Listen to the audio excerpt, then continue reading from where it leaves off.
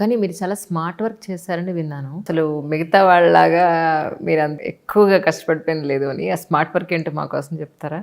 అంటే మీకు ఒక ఎగ్జాంపుల్ చెప్తామా స్మార్ట్ అంటే. ఇప్పుడు ఎవరైనా నన్ను ఏదైనా క్వశ్చన్ అడిగితే నేను చెప్పలేకపోతే అప్పుడు ఆయన అంటాడు, అయ్యో ఇది కూడా చెప్పలేదా, ఇది లాస్ట్ టైం ఫిలిమ్స్లో 2 సార్లు వచ్చింది అని అంటారు. అంటే ఇది ఒక్కటి తెలియని వాళ్ళు ఇప్పుడు పాస్ అవ్వలేదా ఎవరు, అట్లా స్పోర్టివ్గా తీసుకునేవాడిని. ఇంకొకటి, ఒక సబ్జెక్ట్కి 2 బుక్స్ ఉన్నాయి అనుకోండి మ్యామ్, ఒకటి పెద్దది ఇంకోటి చిన్నది. అందరూ పెద్ద బుక్ చదువుతారు, ఎందుకంటే మనం చిన్నది చదివితే ఏదైనా మిస్ అయిపోతామేమో. నేను చేసింది ఏంటంటే, సరే చిన్న బుక్ చదువుదాం, దాంట్లో చాలా కామన్ ఉంటుంది, ఏదైనా టాపిక్స్ మిస్ అయితే అవి గూగుల్ చేయడం కానీ, ఈ బుక్లోనే ఈ పెద్ద బుక్లో ఆ మిగిలిన టాపిక్స్ కొన్ని చదువుకోవడం కానీ. అండ్ ఫ్రెండ్స్ కూడా నాకు చాలా బాగా హెల్ప్ చేశారు, ఎందుకంటే వాళ్ళు స్ట్రాటజీ బాగుంది.